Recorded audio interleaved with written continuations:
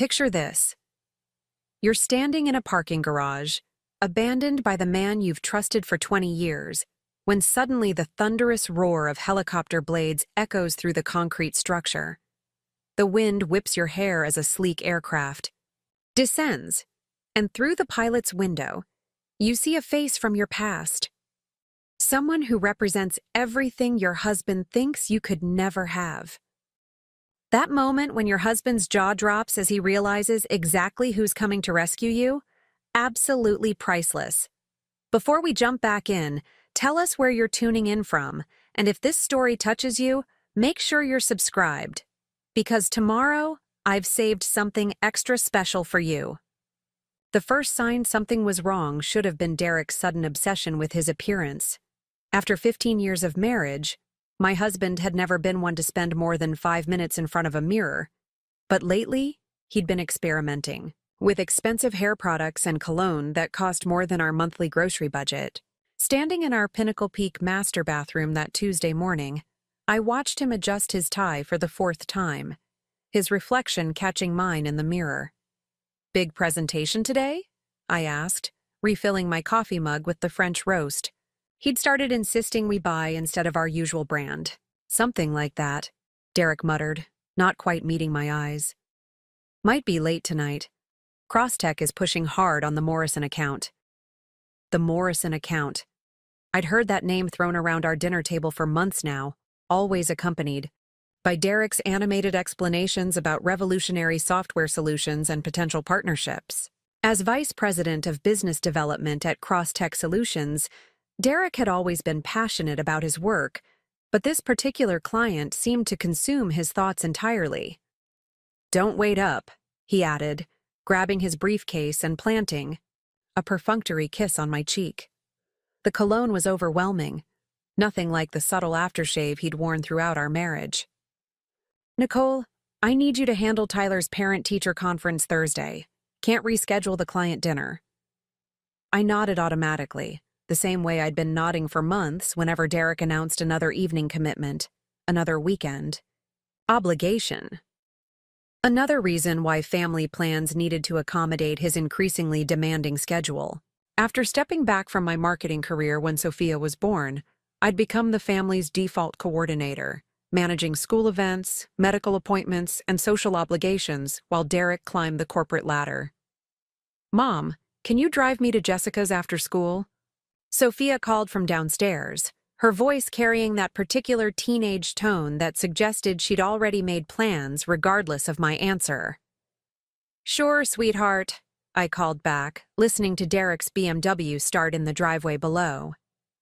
Through our bedroom window, I watched him back out with unusual haste, phone already pressed to his ear before he'd even reached the street. The house felt different after he left, though I couldn't pinpoint exactly why. Tyler had already departed for his senior year classes, leaving me alone with the morning routine I'd perfected over the years. Load the dishwasher, start a load of laundry, review the family calendar on my phone, plan dinner for a family that seemed increasingly scattered. I settled into my home office, a converted spare bedroom where I managed our household finances and volunteered for various school committees. The computer screen illuminated Derek's credit card statement, something I reviewed monthly out of habit rather than suspicion. Most charges were predictable: gas stations, restaurants near his office, business expenses he'd later submit for reimbursement. But scrolling through recent transactions, several entries caught my attention. Charges at upscale restaurants I'd never heard of, always on Tuesday evenings when Derek claimed to be working late. A flower shop purchase last Thursday, though no flowers had appeared in our home. Most puzzling was a recurring charge to something called Aria Spa and Wellness, a name that meant nothing to me but appeared 3 times in the past month. My phone buzzed with a text from Sandra Hayes, my closest friend since our kids had played soccer together in elementary school. "Coffee later? Need to escape the chaos." Sandra ran a successful real estate business and understood the juggling act of managing family life while maintaining some semblance of personal identity. "Absolutely," I replied. 2 o'clock at Starbucks? Perfect. BTW. Saw Derek at Seasons 52 last week. Looked like an important business dinner. Seasons 52. I scrolled back through the credit card statement and found it. A Tuesday evening. Charge for over $200. Derek had mentioned grabbing a quick sandwich at his desk that night, complaining about how busy work had become. The unease that had been building for weeks suddenly crystallized into something sharper. Not quite suspicion, but certainly questions that deserved answers. I made a mental note to ask Derek about the dinner when he got home, though experience suggested he'd have a perfectly reasonable explanation that would make me feel foolish for asking. The afternoon meeting with Sandra provided a welcome distraction from my growing concerns. She'd chosen a corner table away from the main traffic flow, her business instincts always leading her toward private conversations. "You look tired," she observed after ordering her usual oat milk latte. "Everything okay at home?" "Just the usual chaos," I deflected, though Sandra's sharp eyes suggested she wasn't buying my casual response. "Derek's been working crazy hours. On this new account? Sometimes feels like I'm running a single-parent household." Sandra stirred her drink thoughtfully. "You know, I've been meaning to mention something. Last Thursday, I was showing a property in Paradise Valley, and I could have sworn I saw Derek coming out of one of those luxury apartment complexes. The Meridian, I think. Strange, because I didn't think Crosstech had clients in that area." My stomach tightened. Paradise Valley was 20 minutes from Derek's downtown office, in the opposite direction from our home. "Maybe he was meeting someone there," I suggested, though the explanation felt hollow even as I said it. "Maybe," Sandra agreed, but her tone suggested she harbored the same doubts I was beginning to feel. "Nicole, can I ask you something as a friend?" I nodded, dreading whatever observation she was about to share. "Have you noticed Derek seems different lately? More secretive, maybe?"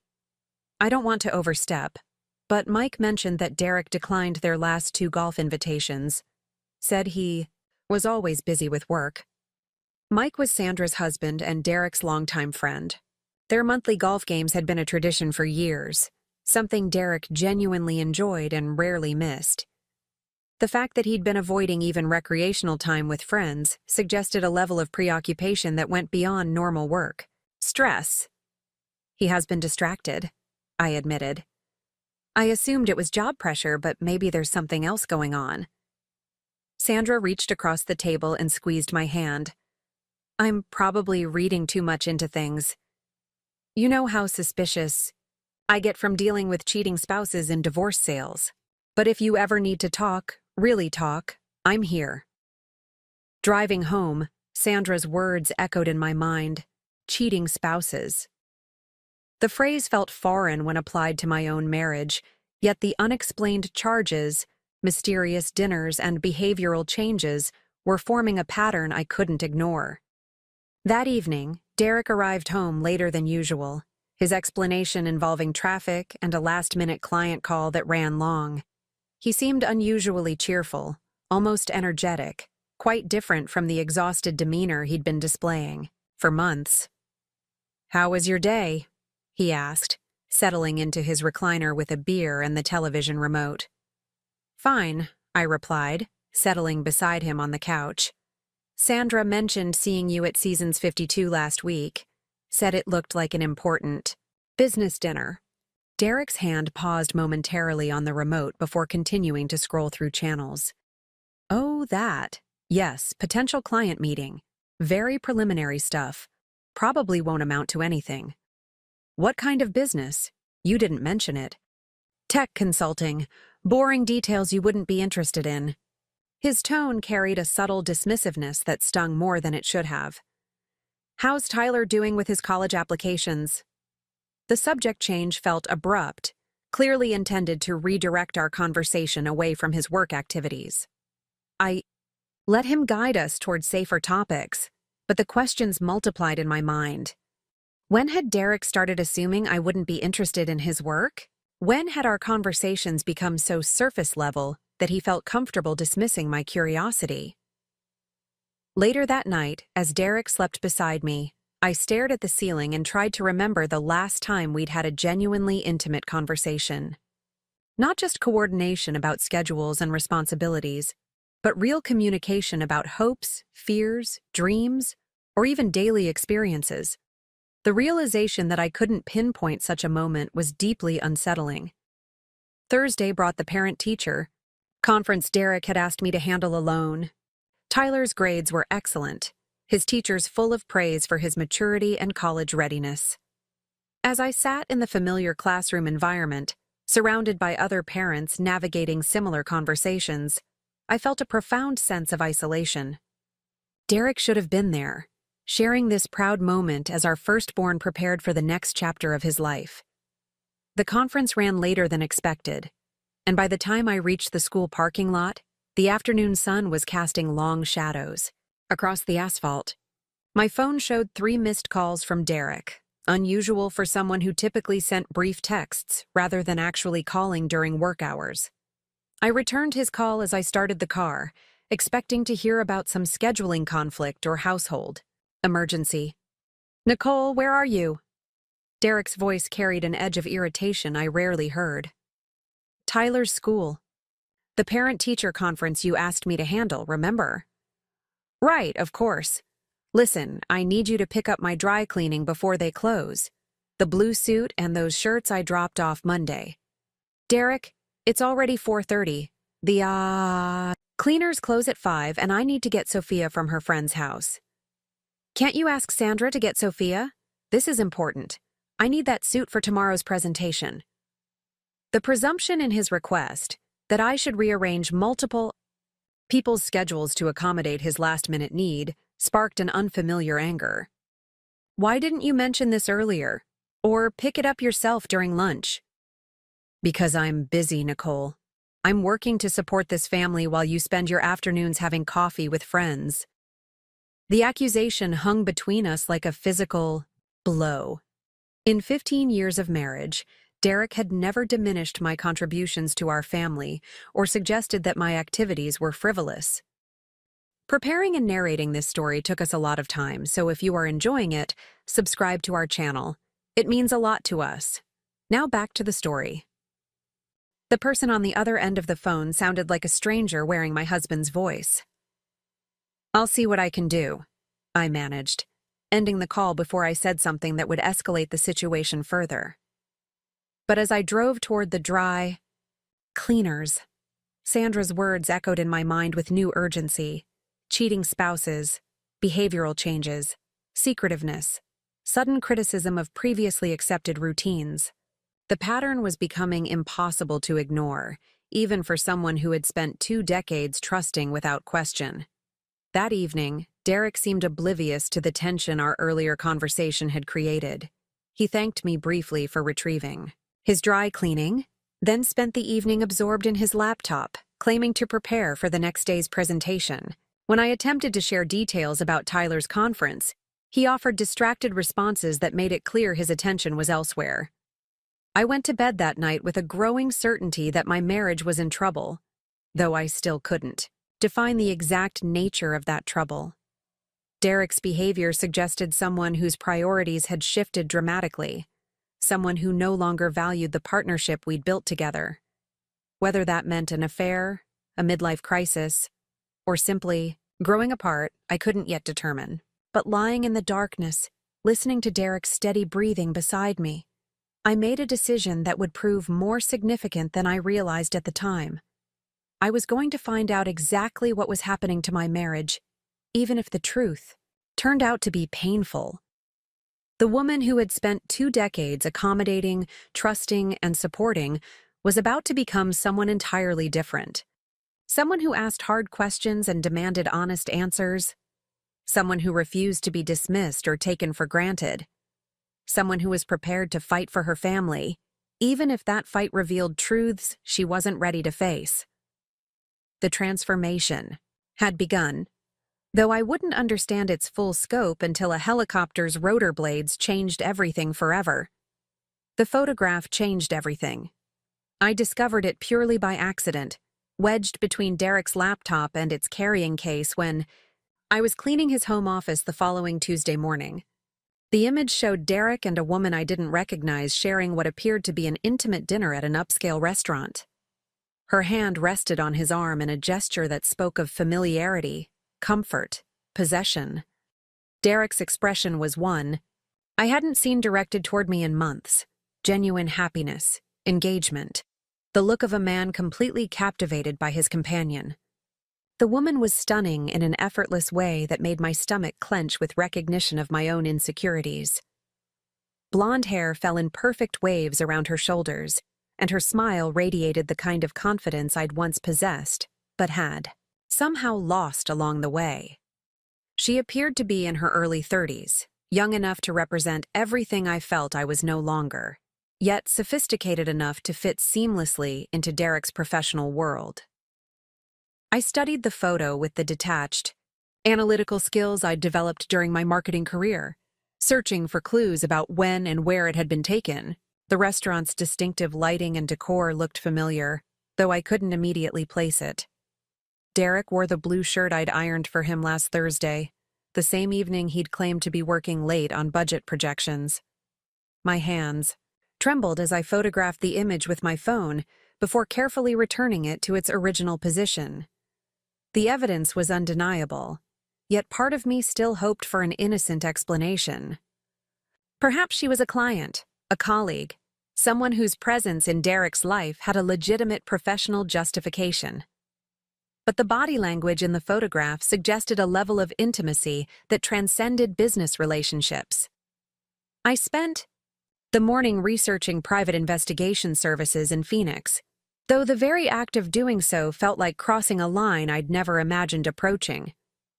The websites all promised discretion, professionalism, and results that would provide clarity in situations exactly like mine.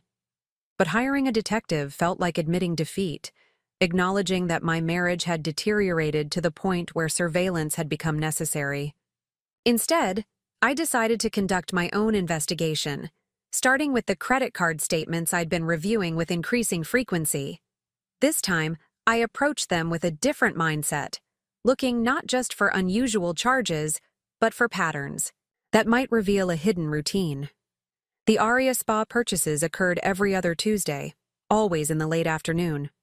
The expensive restaurant bills followed a similar pattern, clustered around specific days of the week when Derek claimed to be attending client meetings or working late.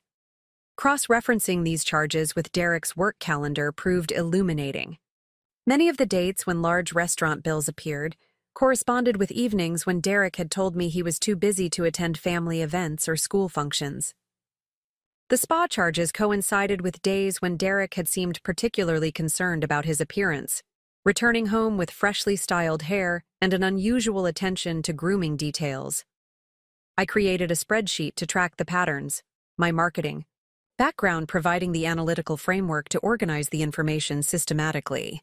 What emerged was a clear picture of someone maintaining a double life, complete with regular appointments and expensive gestures that existed entirely outside our family's awareness.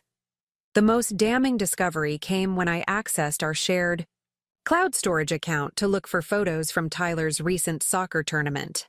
Buried in a folder labeled Work Documents were images Derek had apparently forgotten to delete.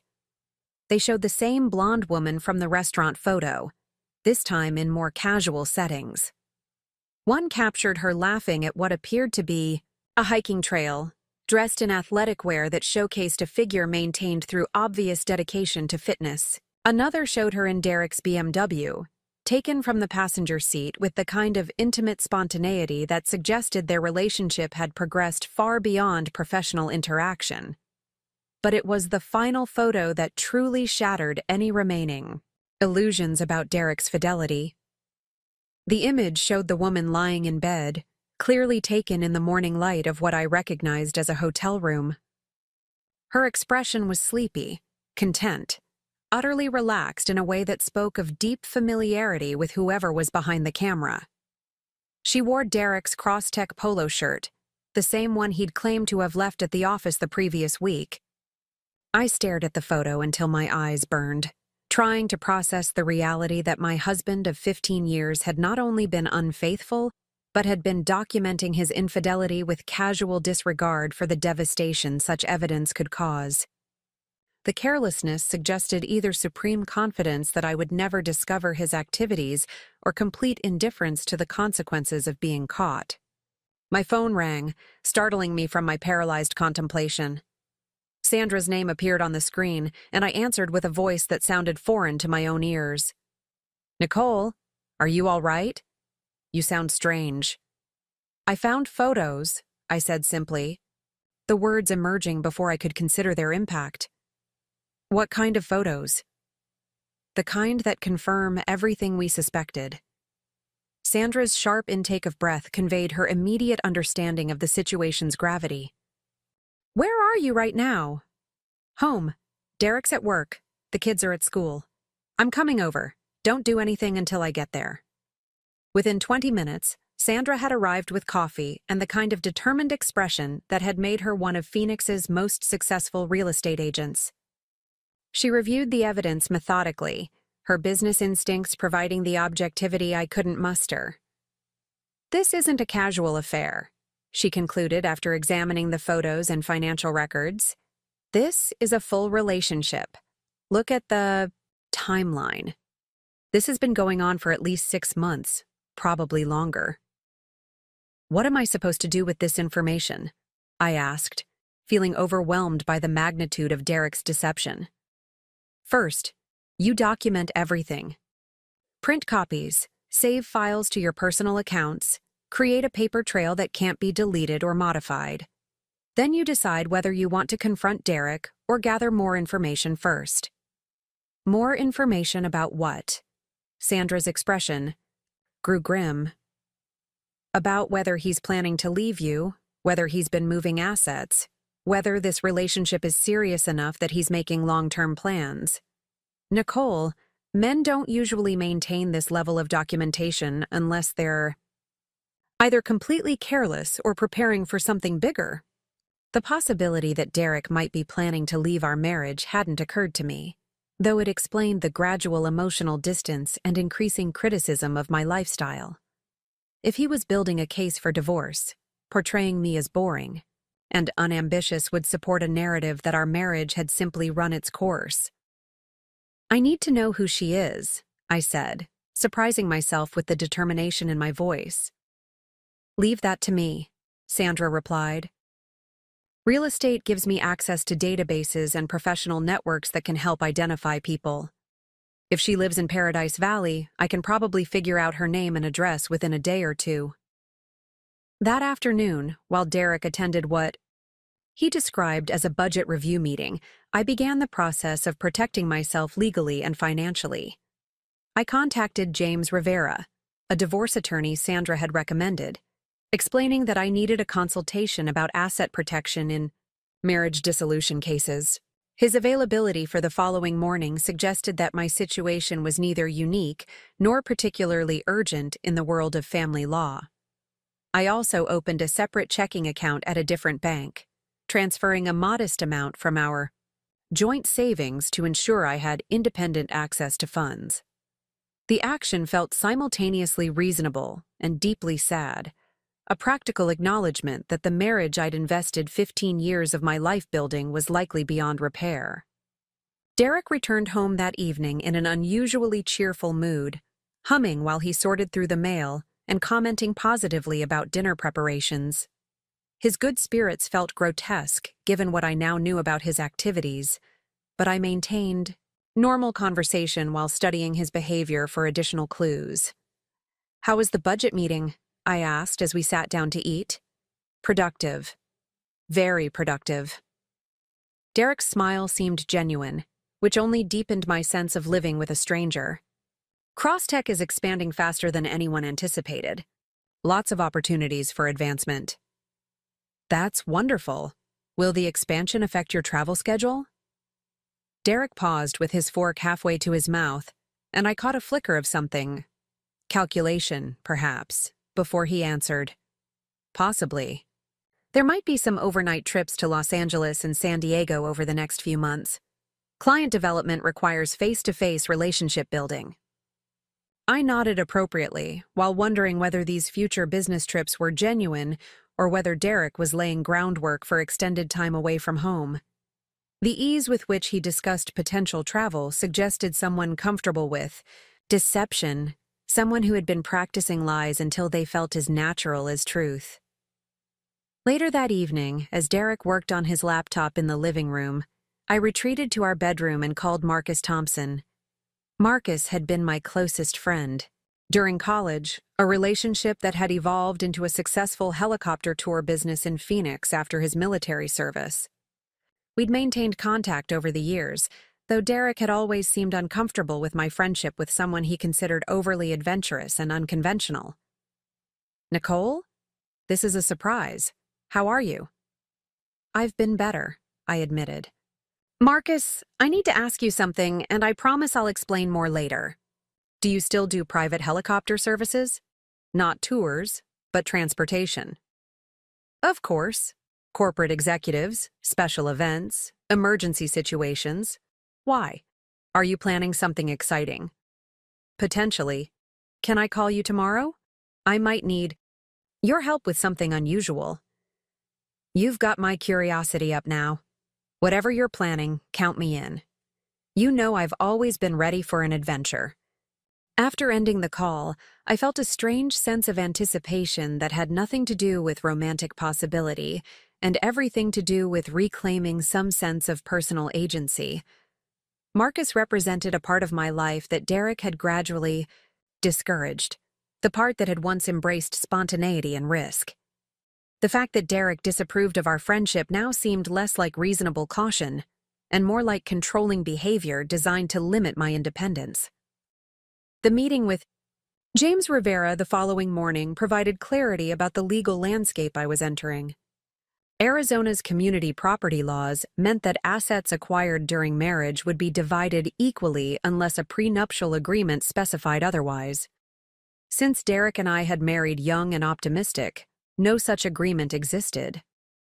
"The key question," James explained, "is whether your husband has been hiding assets or preparing for divorce without your knowledge. Men who plan to leave often start moving money months or even years before filing papers." "How would I know if that's happening?" "We'd need to examine all financial records, including business accounts, investment portfolios, and any assets. He might have acquired separately. If he's been planning this for a while, there might be accounts or investments you don't know about." James provided a checklist of documents to gather and recommended a forensic accountant who specialized in uncovering hidden assets in divorce cases. The complexity of the process was overwhelming, but the alternative, remaining ignorant while Derek potentially planned my financial devastation, was unacceptable. That afternoon, Sandra called with information about Derek's companion. Her name is Brittany Walsh. She's 32, works as a marketing consultant, lives in a luxury apartment complex in Paradise Valley. No husband, no kids, drives a white Lexus. I also discovered something interesting. She's been working with Crosstech as an independent contractor for the past 8 months. The timeline aligned perfectly with the beginning of Derek's behavioral changes. Their relationship had clearly evolved from professional to personal, with Derek's position at Crosstech providing the perfect cover for extended contact. The fact that she was also in marketing stung particularly deeply, as if Derek had sought out a younger, more attractive version of the woman I'd once been. "There's more," Sandra continued. "I checked property records, and Brittany's apartment rent is $4,800 a month. That's expensive even for Paradise Valley, especially for someone who's theoretically working as an independent contractor. Either she's extremely successful or someone is helping with her expenses." The implication was clear. Derek might be financing Brittany's lifestyle using our family's resources, turning our joint savings into support for his affair. The possibility that my own money was funding my husband's betrayal added a layer of violation that went beyond emotional infidelity. That evening, I watched Derek with new eyes, searching for signs of deception in every gesture and expression. When he mentioned working late the following day, I made a mental note to drive by his office building. When he spent 30 minutes in the bathroom preparing for bed, I wondered whether he was texting Brittany. Every routine interaction felt like a performance designed to maintain the illusion of normal marriage while concealing activities that were systematically destroying our family. But along with the pain and anger, I felt something unexpected emerging. A cold determination that surprised me with its intensity. Derek clearly believed he could manipulate and deceive me indefinitely, that I would remain the compliant wife who managed his household while he pursued excitement elsewhere. He had underestimated the woman he'd married, forgotten that I'd once been capable of independent thought and decisive action. As I lay awake that night, listening to Derek's peaceful breathing beside me, I began formulating a plan that would force him to confront the consequences of his choices. I was tired of being a passive victim in my own life, tired of discovering humiliating truths while Derek controlled the narrative of our marriage. If he wanted to destroy our family for a relationship with a woman young enough to be impressed by expensive dinners and secret hotel rendezvous, he was going to learn that actions carried consequences. The next phase of my investigation would require courage I wasn't certain I possessed, but the alternative, continuing to live as an unknowing participant in Derek's elaborate deception, was no longer tolerable. The woman who had once built successful marketing campaigns and managed complex projects was still inside me somewhere, and it was time to let her take control of this situation. Derek had made a critical error in assuming I would remain ignorant and compliant.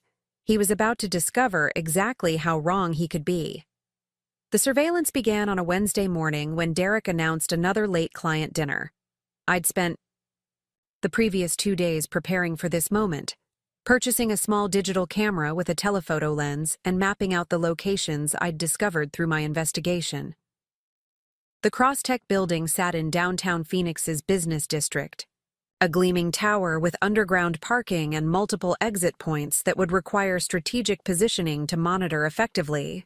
I positioned myself across the street at a coffee shop with outdoor seating, ordering a drink I had no intention of finishing while keeping my eyes fixed on the building's main entrance. Derek's BMW was parked on the third level of the attached garage, visible from my vantage point through the structure's open design. The waiting felt interminable, each passing minute stretching like hours as office workers streamed out of the building in the late afternoon exodus. At 6:15, Derek emerged from the elevator bank with a woman who matched Brittany Walsh's description perfectly. Even from a distance, her confidence was unmistakable, the way she moved through space with absolute certainty of her welcome wherever she went. Derek's body language around her was completely different from his interactions with me, animated and attentive in a way that made my chest tighten with recognition of what I'd lost. They walked to Derek's car together, their conversation punctuated by laughter that carried across the parking structure. I captured several photographs of them, together, the camera's zoom function revealing details that confirmed their intimate familiarity. Brittany's hand rested naturally on Derek's arm as they talked. Derek opened her car door with old-fashioned courtesy he hadn't shown me in years. Most damning was the brief but unmistakable kiss they shared before separating to their respective vehicles. Following them required careful distance management through Phoenix's evening traffic. They drove to Scottsdale Fashion Square, the upscale shopping center where Derek and I had celebrated anniversaries during better times. The irony of the location wasn't lost on me. He was now taking his mistress to places that held significance in our marriage, either from carelessness or deliberate cruelty. I watched from the parking area as they entered an expensive steakhouse, Derek's hand placed possessively on Brittany's lower back as they approached the hostess station.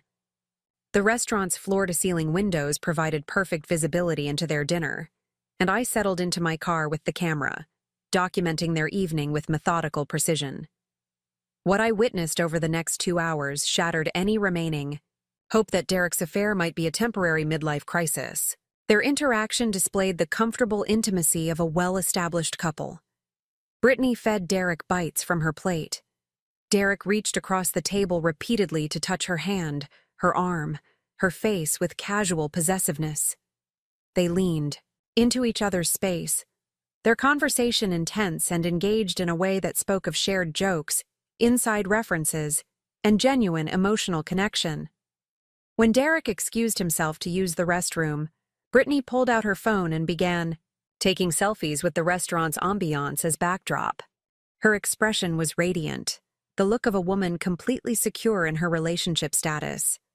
She wasn't hiding their connection or worried about being discovered. This wasn't a guilty affair conducted in shadows, but a confident relationship that Derek was simply concealing from his inconvenient family obligations. The most devastating moment came when Derek returned to the table carrying a small wrapped box. Even from my distant observation point, Brittany's delighted reaction was unmistakable. She opened the gift to reveal what appeared to be jewelry, her enthusiasm genuine and overwhelming. Derek stood to clasp a necklace around her neck, the gesture tender and ceremonial.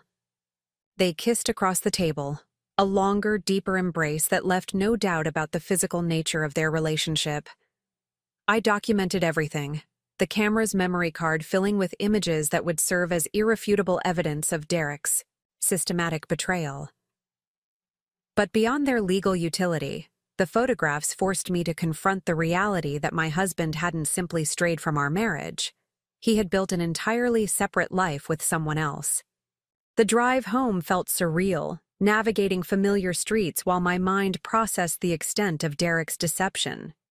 He hadn't just been unfaithful, he'd been actively courting another woman with the same gestures and attention he'd once shown me.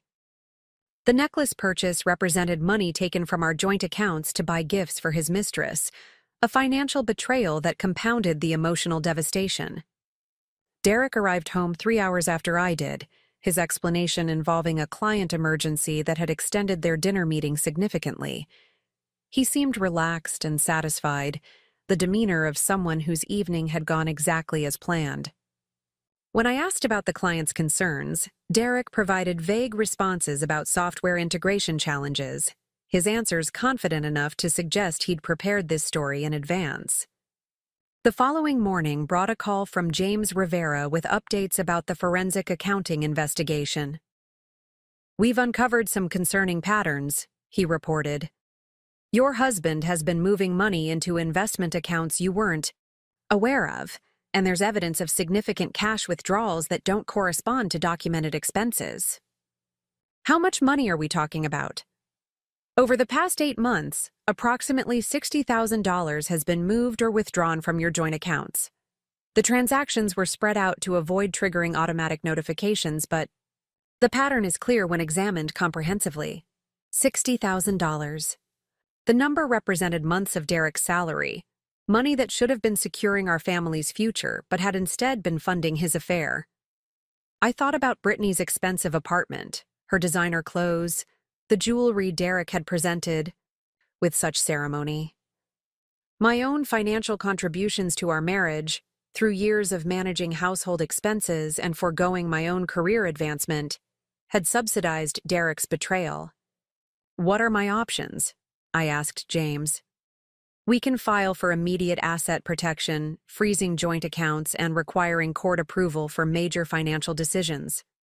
It's aggressive, but given the evidence of financial misconduct, a judge would likely approve the request." The decision felt momentous, a point of no return that would irrevocably alter the landscape of my marriage. But Derek's actions had already crossed lines that made reconciliation impossible. He'd chosen to systematically deceive and financially exploit our partnership while building a future with another woman. Protecting myself wasn't vengeful. It was necessary. "File the paperwork," I instructed James. "I want the accounts frozen by Monday." That afternoon, I met with Marcus Thompson at his helicopter tour office near Scottsdale Airport. The facility was larger and more sophisticated than I'd expected, with multiple aircraft and a staff that suggested Marcus had built a genuinely successful business. He greeted me with the same infectious enthusiasm that had made him such a compelling presence during college, though the years had added maturity and focus to his natural charisma. "You look troubled," he observed as we settled in his office. overlooking the airfield. "This isn't a social visit, is it?" "Derek's having an affair," I said simply, surprising myself with how easily the words emerged. "It's been going on for months, and I have evidence that he's been using our money to support her." Marcus's expression darkened with protective anger. "That bastard. Nicole, I'm sorry. What can I do to help?" I need to confront him in a way that makes it impossible for him to lie or manipulate the situation. He's become very skilled at controlling conversations and making me doubt my own perceptions. "And you think a helicopter might help with that somehow?" I explained my developing plan, the idea that had been forming since discovering Derek's relationship with Brittany. Derek valued appearance and status above almost everything else. His affair with a younger woman was partly about ego and the validation of still being attractive to someone like Brittany. If I could demonstrate that I had options he'd never considered, that I wasn't the dependent housewife he'd begun treating me like, it might shatter his assumptions about controlling our divorce proceedings. "So, you want to stage a dramatic rescue?" Marcus asked, his grin suggesting he found the concept appealing. I want to remind Derek that he doesn't know everything about my life or my capabilities. He's been treating me like I'm boring and predictable, someone who will accept whatever he decides to do with our marriage. I want him to realize he's miscalculated. Marcus leaned back in his chair, considering the logistics. "When and where are you thinking?" "This Saturday. Derek's taking Brittany to some charity gala at the Scottsdale Fashion Square. It's a public event where they'll be seen together for the first time, essentially announcing their relationship to Derek's professional network. He's told me he has to work late, but I know the truth." "You want to confront them at the gala?" "Not exactly. I want to be there when they leave, when Derek thinks he's succeeded in publicly transitioning from his secret affair to an open relationship. I want him to see that I'm not the woman he thinks I am." Marcus nodded slowly, his expression indicating he understood both the practical and psychological aspects of what I was proposing. "This is about reclaiming your power." "Exactly. Derek has spent months making me feel invisible, irrelevant, boring. He's convinced himself that I'm someone who will accept being discarded without a fight. I want to show him he's wrong." We spent the next hour discussing timing, logistics, and the various permits required for the operation I was envisioning. Marcus's enthusiasm for the project was infectious, his confidence that we could execute something memorable helping to solidify my own determination. For the first time in months, I felt like I was taking positive action rather than simply reacting to Derek's choices. That evening, Derek announced the charity gala with casual confidence, his story about mandatory attendance for Crosstech's community relations carefully rehearsed. He described the event as tedious but necessary, a performance designed to make me grateful for being excluded from something I would presumably find boring. "Will any of the other wives be there?" I asked innocently. "A few, but it's really a business networking function. You'd be bored to death by all the corporate talk." His dismissive tone, once hurtful, now felt simply pathetic. Derek truly believed he could continue managing my perceptions indefinitely, that I would remain the compliant wife who accepted his explanations without question. The condescension that had gradually eroded my self-confidence was about to become the foundation of his humiliation. I spent Friday making final preparations for Saturday's confrontation. The forensic accountant had provided detailed documentation of Derek's financial misconduct, including copies of checks written to cover Brittany's apartment rent and credit card bills. James Rivera had prepared asset protection papers that would freeze Derek's access to our joint accounts effective Monday morning. Sandra had agreed to document the evening's events from the shopping center, providing additional evidence of Derek's public relationship with his mistress. Most importantly, I'd purchased a dress that represented everything Derek claimed to find boring about me. The elegant black cocktail dress was sophisticated, flattering, and expensive, the kind of outfit I'd stopped buying when Derek began criticizing my appearance and spending. I'd also made an appointment at an upscale salon, investing in professional hair and makeup that would remind Derek of the woman he'd fallen in love with years earlier. As I prepared for bed Friday night, Derek seemed unusually nervous about the following evening's event. He spent extra time selecting his outfit, asked multiple questions about whether his appearance met professional standards, and made several references to the importance of making a good impression on potential clients. His anxiety suggested that Saturday's gala represented something significant in his relationship with Brittany, possibly their first public appearance as a couple. "You seem stressed about this event," I observed as Derek examined himself in our bedroom mirror. "It's a big opportunity for Crosstech. A lot of important people will be there." "Including anyone I might know?" Derek's pause was almost imperceptible, but I caught the moment of calculation before he answered. "Probably not. Most of the attendees are from the tech and consulting industries." The lie was so smooth that it might have been convincing if I hadn't already confirmed Brittany's attendance through social media research. She'd posted about shopping for the perfect dress, mentioning her excitement about a special evening with someone important. Derek's confidence in his ability to deceive me was about to become his greatest liability. Saturday morning arrived. With the crystalline clarity that characterized Phoenix's winter weather, perfect conditions for helicopter operations. I spent the day in careful preparation, treating each element of my appearance and logistics like a military operation. The woman Derek would encounter that evening would be nothing like the predictable wife he expected to find waiting at home with dinner prepared and questions unasked. By 6 o'clock, as Derek prepared to leave for his fictional work obligation, I was ready to reclaim my narrative and remind my cheating husband that he'd seriously underestimated the woman he'd chosen to betray.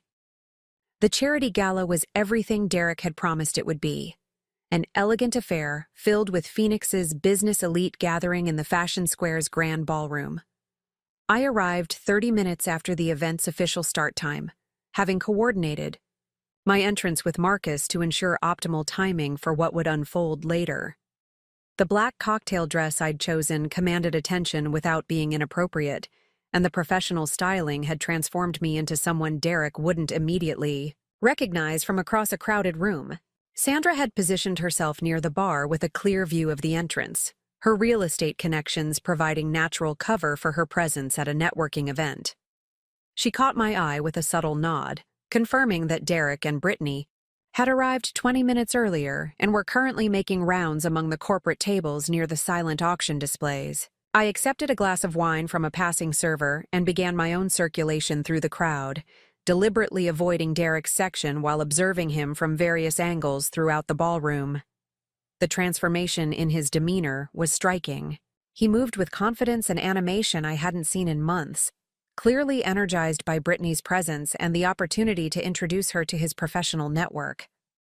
Brittany wore a stunning red dress that emphasized her figure and youth, the kind of outfit that would have made me feel self-conscious just months earlier, but now simply reinforced my understanding of Derek's priorities. She clung to his arm, with practiced elegance, laughing at his conversations and contributing comments that suggested she'd been carefully coached about the attendees and their business interests. What struck me most powerfully was how naturally Derek inhabited the role of Brittany's devoted companion. This wasn't a man struggling with guilt about his infidelity, but someone who had seamlessly transitioned into a new identity. He introduced Brittany to colleagues with the pride of someone showing off a prized acquisition, his body language suggesting ownership and satisfaction rather than the furtive anxiety of someone conducting a secret affair. I positioned myself near enough to overhear several of these introductions, Derek's explanations carefully crafted to suggest Brittany was a business associate whose presence at the gala had professional justification. But his colleagues' reactions indicated they weren't fooled by the transparent fiction. Knowing smiles and raised eyebrows suggested that Derek's relationship with Brittany was already common knowledge within his professional circle. "Nicole Patterson?" The voice belonged to Robert Chen, Crosstech's chief technology officer, and someone Derek had brought to our home for dinner parties in years past. I almost didn't recognize you. You look incredible.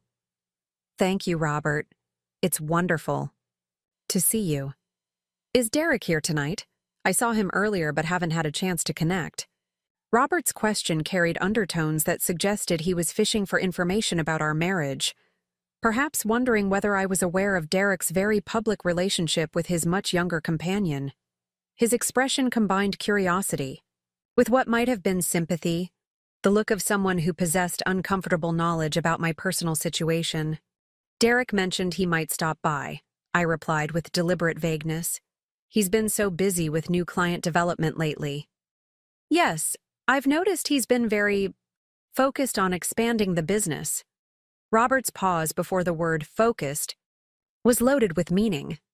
Well, please give him my regards when you see him. The conversation confirmed my suspicion that Derek's affair was no longer secret within his professional environment.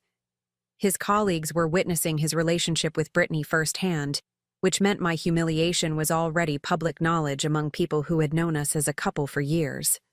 Derek's decision to bring Brittany to this event represented a decisive step toward making their relationship official, regardless of his continuing deception at home. I spent the next hour documenting Derek and Brittany's interactions with careful discretion, using my phone's camera to capture images that would serve as evidence of their public relationship. They danced during the band's romantic sets, Derek's hands resting possessively on Brittany's waist as they moved together with obvious intimacy. They shared food from each other's plates during dinner, the casual familiarity of their gesture, suggesting months of comfortable domestic routine. Most significantly, Derek purchased several high-priced items during the silent auction bidding, including a weekend getaway package to Sedona that he immediately presented to Brittany with a theatrical flourish that drew applause from surrounding tables. The gesture was simultaneously romantic and strategic, demonstrating his financial generosity while making their relationship status unmistakable to everyone present. As the evening progressed toward its conclusion, I retreated to the parking garage to prepare for the confrontation I'd been planning throughout the week.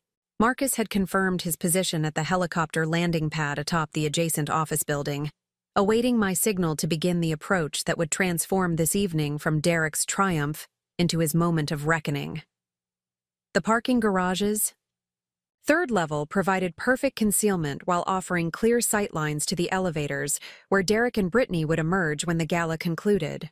I positioned myself behind a concrete pillar near the stairwell, close enough to intervene when the moment arrived, but hidden enough to observe their departure without premature discovery.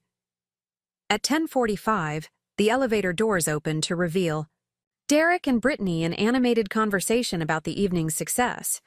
Derek's arm encircled Brittany's waist as they walked toward his BMW, their voices echoing off the garage's concrete surfaces with intimate laughter and shared observations about the people they'd encountered. That went better than I expected, Brittany was saying as they approached Derek's car.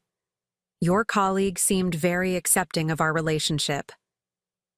They're sophisticated people, Derek replied, his tone suggesting satisfaction with how the evening had unfolded. They understand that sometimes marriages run their course naturally. Have you decided when you're going to tell Nicole? Derek's pause stretched long enough to suggest he was considering multiple options. Soon. I want to make sure all the financial arrangements are in place first. Nicole's going to be emotional about this, and I need to protect both of us from any dramatic reactions she might have. The casual dismissal of my expected emotional response was breathtaking in its callousness. Derek was discussing my anticipated devastation like a logistical challenge to be managed, another administrative detail in his transition from our marriage to his new relationship. The man I'd loved for 15 years had become someone capable of treating my feelings as inconvenient obstacles to his personal happiness. She's really not going to see this coming? Brittany asked, her tone suggesting genuine curiosity rather than sympathy. Nicole's very focused on the kids and her routine, Derek explained with patronizing confidence. She's not the type to pay attention to subtle changes or ask difficult questions. She'll be shocked, but she'll adapt. She always does. The conversation continued as Derek unlocked his car and opened Brittany's door with exaggerated courtesy. Their discussion revealed detailed plans for Derek's departure from our marriage, including his intention to claim that our relationship had deteriorated due to my lack of ambition and boring lifestyle. He'd already consulted with a divorce attorney and had been moving assets to protect his financial interests during settlement negotiations. The timing couldn't be better, Derek continued as he settled into the driver's seat. Nicole's so predictable that she's probably home right now watching television and waiting for me to get back from my work event. She has no idea that her whole world is about to change. I stepped out from behind the pillar as Derek started. The car's engine, my movement catching Brittany's attention through the passenger window. Her expression shifted from contentment to confusion as she attempted to process my unexpected appearance, clearly struggling to understand why a strange woman was approaching their vehicle. Derek remained oblivious to my presence until Brittany grabbed his arm and pointed in my direction. The transformation in his expression when he saw me was immediately satisfying, shock giving way to panic as he attempted to calculate how much of their conversation I might have overheard and what my presence in the parking garage might signify. "Nicole?" Derek's voice cracked slightly as he lowered the driver's window. "What are you doing here?" "I attended the charity gala," I replied with calm precision. "Lovely event. I particularly enjoyed watching you introduce Brittany to your colleagues as a business associate." Derek's face cycled through multiple emotions as he processed the implications of my statement. If I'd been inside the ballroom, I'd witnessed his public relationship with Brittany and heard enough of their current conversation to understand the scope of his deception. The careful narrative he'd been constructing about our marriage's natural deterioration was crumbling in real time.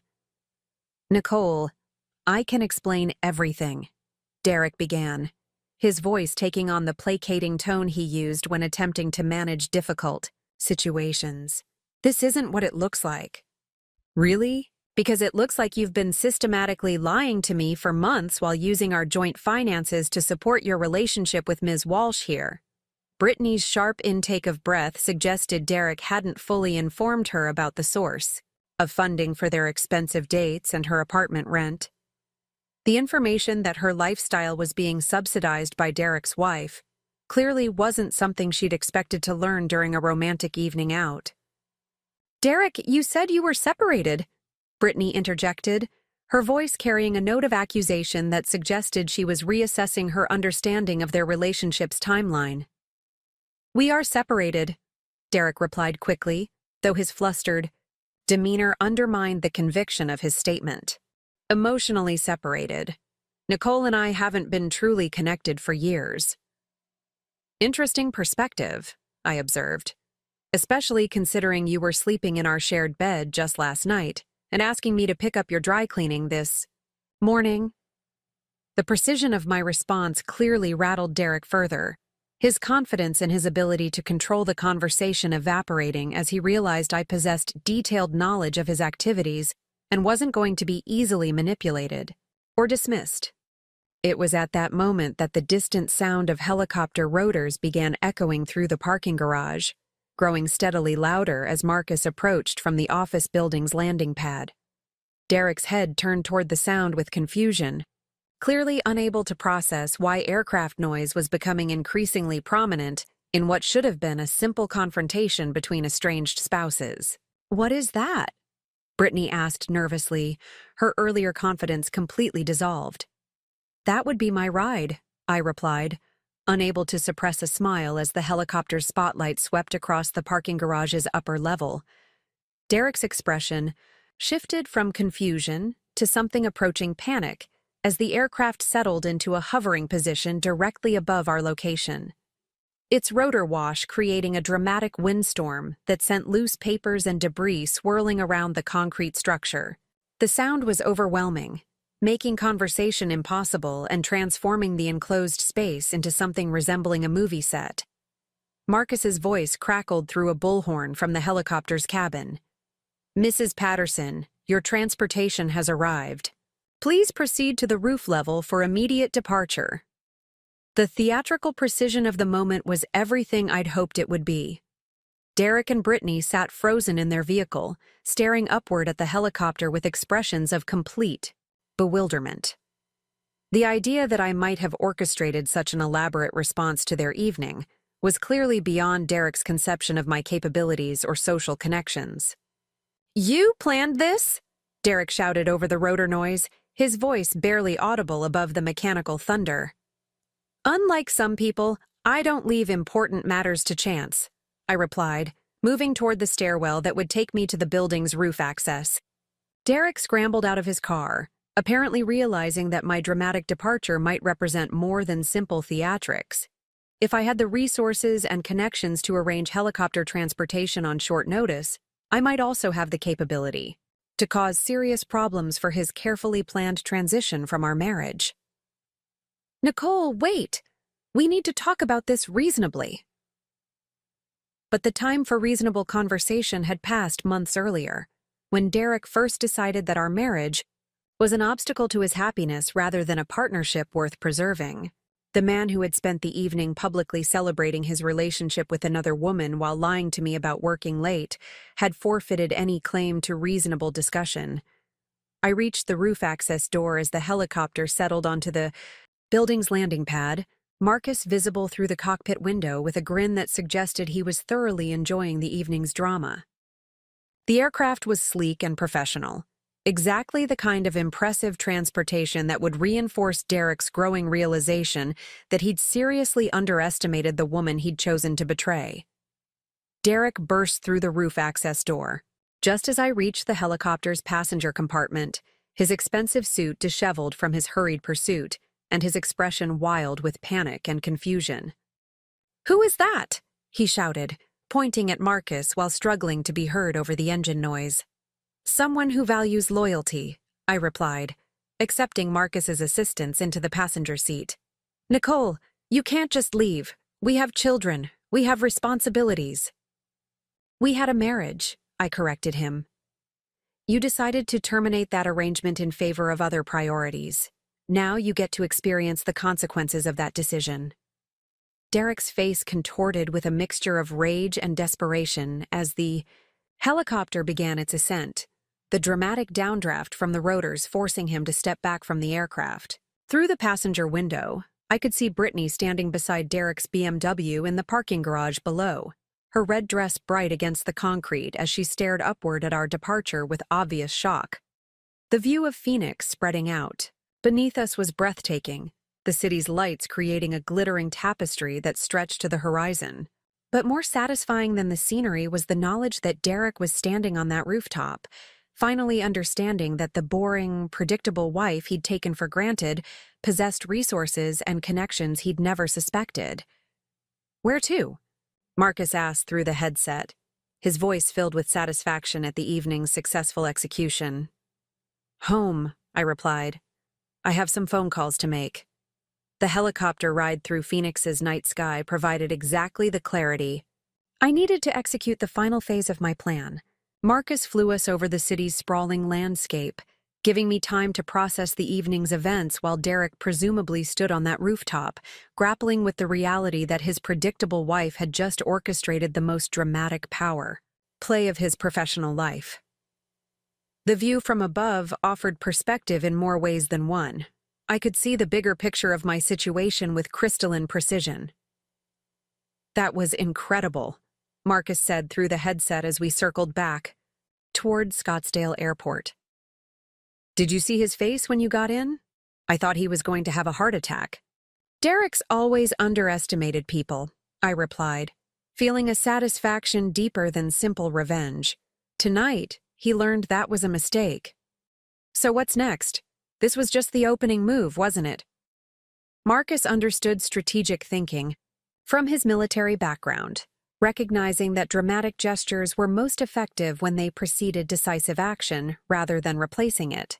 The helicopter rescue had been designed to shatter Derek's assumptions about my capabilities and resources, setting the stage for conversations that would determine the actual terms of our separation. Now he'll be desperate to regain control of the narrative, I explained. He'll probably spend tonight trying to figure out who you are and how I arranged this. By tomorrow, he'll want to negotiate, which means he'll finally be ready to have an honest conversation about our marriage. We landed at Marcus's facility near midnight, the desert air crisp and clean after the emotional intensity of the evening's confrontation. Marcus walked me to my car with the protective concern of someone who'd witnessed domestic conflicts during his military service, ensuring I felt confident about returning home to face whatever Derek's reaction might bring. "Nicole, are you sure you're safe going back to the house?" Men like Derek don't handle humiliation well, especially public humiliation in front of their colleagues and girlfriends. "Derek's not violent," I assured him, though I appreciated Marcus's concern. "He's calculating and manipulative, but his weapons are psychological rather than physical. Tonight demonstrated that those weapons don't work on me anymore." "Call me if you need anything," Marcus insisted, handing me his business card with personal contact information written on the back. Helicopter extractions, witness transportation, or just someone to talk to who understands what it's like to fight back against people who underestimate you. The drive home through Pinnacle Peak's quiet neighborhoods gave me additional time to prepare for Derek's inevitable return. I expected him to arrive in a state of controlled fury, armed with accusations and demands for explanations that would allow him to reassert dominance over our relationship dynamics. Instead, I planned to maintain the same calm precision that had characterized the evening's helicopter departure, forcing Derek to confront the reality that our marriage's power balance had shifted permanently. The house felt different when I entered, no longer the comfortable family space where I'd accommodated Derek's needs and schedules for 15 years, but rather the foundation of a new life I was actively constructing. I changed from the cocktail, dressed into comfortable clothes, poured a glass of wine, and settled in the living room with the evidence files I'd been compiling throughout my investigation. The financial records James Rivera had uncovered painted a devastating picture of Derek's systematic theft from our joint accounts. Beyond the $60,000 already identified, additional transactions revealed that Derek had been funding Brittany's lifestyle for nearly 8 months, covering everything from apartment rent to credit card bills to vacation expenses. The total amount approached $90,000, money that should have been securing our family's future, but had instead subsidized Derek's affair. More damaging were the emails James's forensic accountant had recovered from Derek's deleted files, correspondence that revealed detailed discussions with divorce attorneys about strategy for minimizing financial settlements. Derek had been planning our divorce for months, consulting with legal experts about how to characterize our marriage as irretrievably broken due to my lack of ambition and contribution to our partnership. The most cynical discovery was Derek's intention to claim that I had become financially dependent and emotionally unstable, arguments designed to reduce his alimony obligations while painting himself as the responsible party seeking to escape an unhealthy relationship. The man who had encouraged me to step back from my career to support his advancement was now preparing to use that sacrifice against me in divorce proceedings. Derek's BMW pulled into our driveway at 12:45 in the morning, the headlights sweeping across our living room windows as he positioned the car with his usual precision. I heard him sit in the vehicle for several minutes before entering the house, presumably gathering his thoughts and preparing arguments that might help him regain control of our confrontation. When Derek finally entered through the garage door, his demeanor was carefully controlled rather than explosive. He'd clearly spent the drive home calculating his approach, recognizing that the evening's events required a more sophisticated response than simple anger or denial. "We need to discuss what happened tonight," Derek announced, settling into his recliner with forced casualness. "That display in the parking garage was completely inappropriate, Nicole. You embarrassed both of us in front of my professional colleagues." "I embarrassed us?" I repeated, setting down my wine glass with deliberate care. "Derek, you spent the entire evening introducing your mistress to people who've known us as a married couple for years. You purchased auction items for her using our joint credit cards while telling me you were working late. But somehow, my presence at a public charity event was inappropriate?" Derek's confident facade wavered slightly as he processed my detailed knowledge of his activities. He'd clearly hoped that I'd witnessed only fragments of his evening with Brittany, leaving room for explanations that might minimize the significance of their public relationship. Brittany is a business associate, Derek began, though his tone lacked conviction. Crosstech has been working with her consulting firm on several projects. Her presence at tonight's event had legitimate professional justification. Is that why you've been paying her apartment rent for the past 8 months? I asked, producing the financial records from the folder beside my chair. Because according to these bank statements, you've transferred over $90,000 from our joint accounts to support Brittany's lifestyle. That seems excessive for a business relationship. Derek's face went pale as he recognized the documents I was displaying. The forensic accounting had uncovered transactions he'd clearly believed were hidden, forcing him to confront the reality that his financial misconduct was now documented with legal precision. "How did you get those records?" Derek demanded, his voice rising with the first genuine anger he'd shown since returning home. "The same way I arranged tonight's helicopter transportation," I replied calmly. "Derek, you've spent months treating me like I'm incompetent and boring, someone who would never question your explanations or investigate your activities. You forgot that I once had a successful career before I chose to support yours." "You're threatening me," Derek accused, though his tone suggested desperation rather than indignation. "I'm informing you about the legal reality of our situation. Tomorrow morning, James Rivera will file asset protection papers that freeze our joint accounts pending divorce proceedings. The financial misconduct you've engaged in violates Arizona's community property laws and constitutes grounds for an unequal division of our marital assets." Derek stood abruptly, pacing to the window that overlooked our backyard pool, the same space where we'd hosted countless family gatherings and neighborhood barbecues during happier times. His body language conveyed a man calculating options and finding all of them unacceptable. "Nicole, let's be realistic about this," Derek said, attempting to recover his authoritative tone. "We both know our marriage has been struggling for years. We've grown apart, developed different interests and priorities. What happened with Brittany was symptom of larger problems between us, not the cause of them.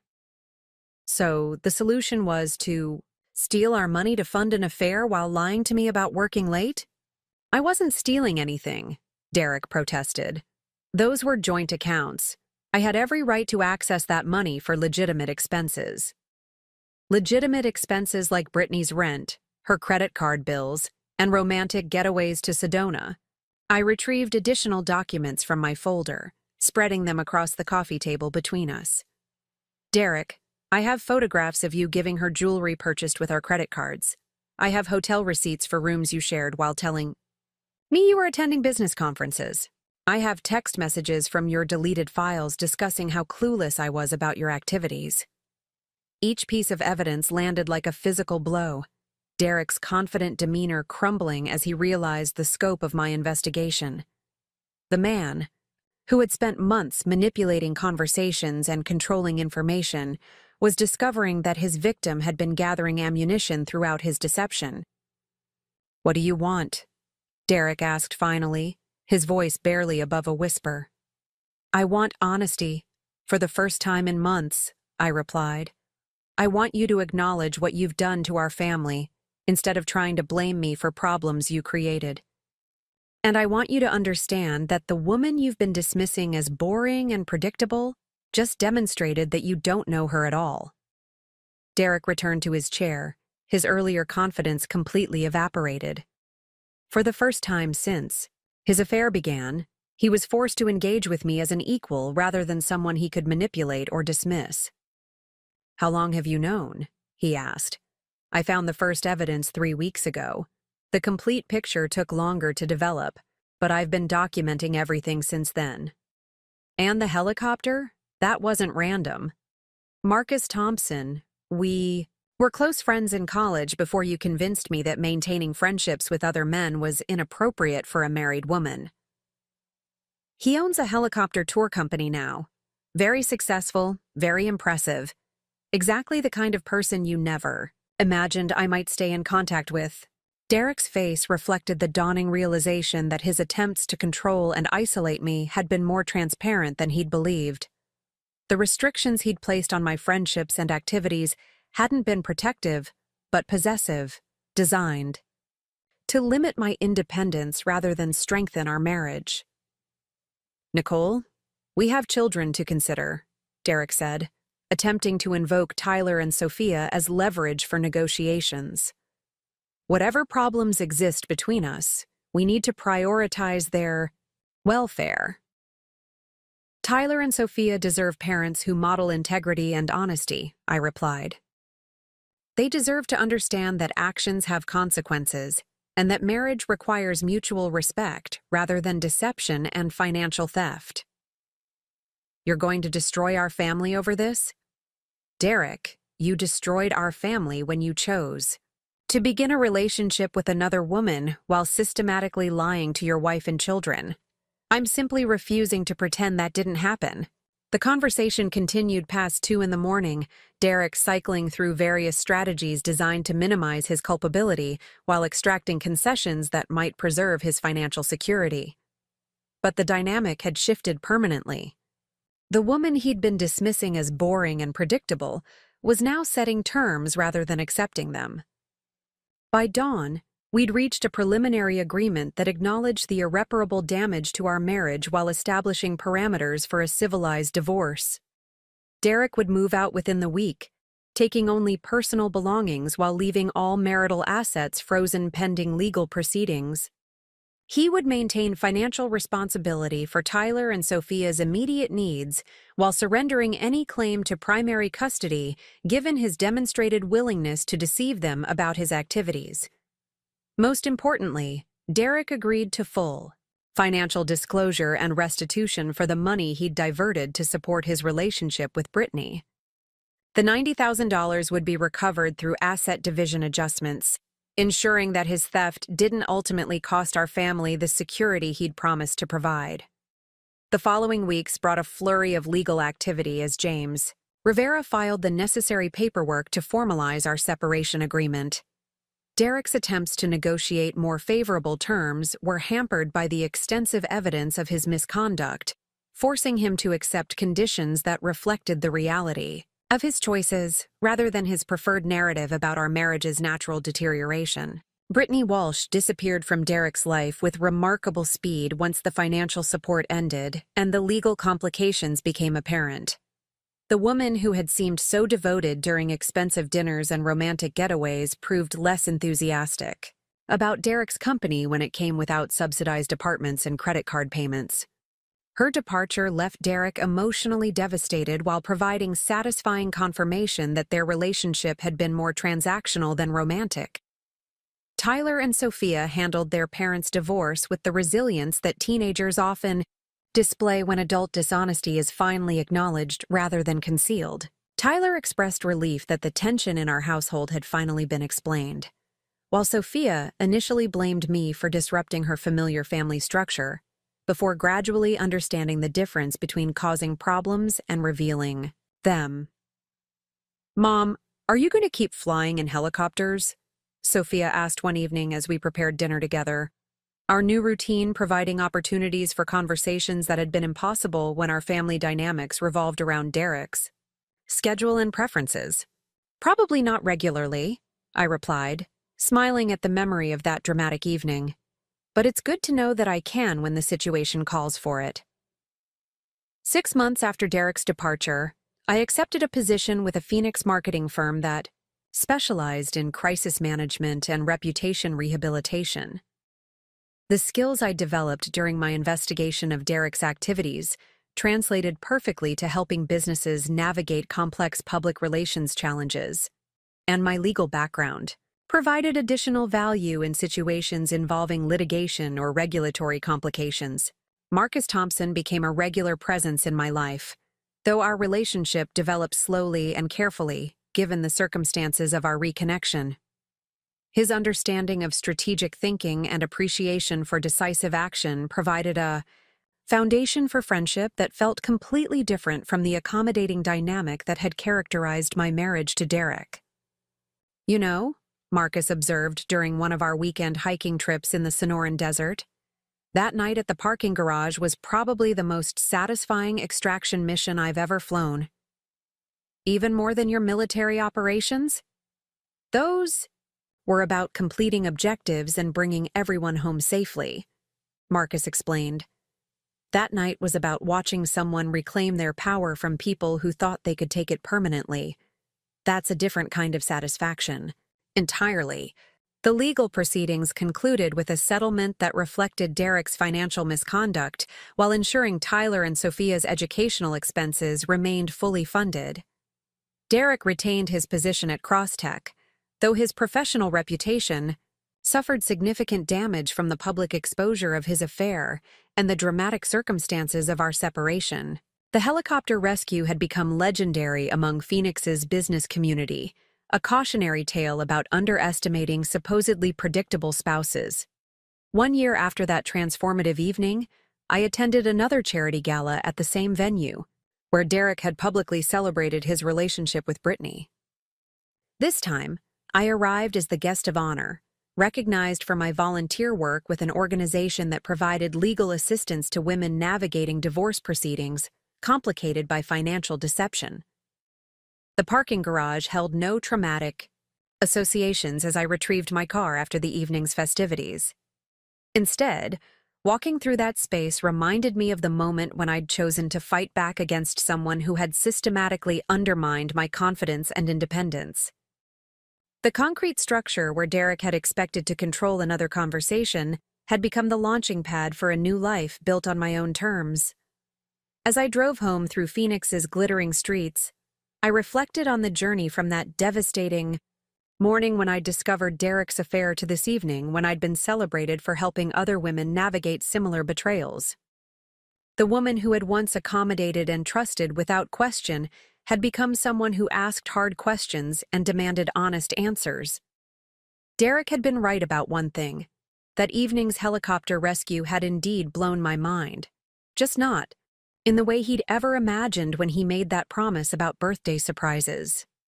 Sometimes the most transformative gifts come disguised as betrayals, forcing us to discover strengths we never knew we possessed, and opening doors we never knew existed. The sound of helicopter rotors would always remind me that the most boring, predictable people are often the ones with the most surprising capabilities. And sometimes the best revenge is simply becoming the person your enemies never believed you could be. Up next, you've got 2 more standout stories right on your screen. If this one hit the mark, you won't want to pass these up. Just click and check them out.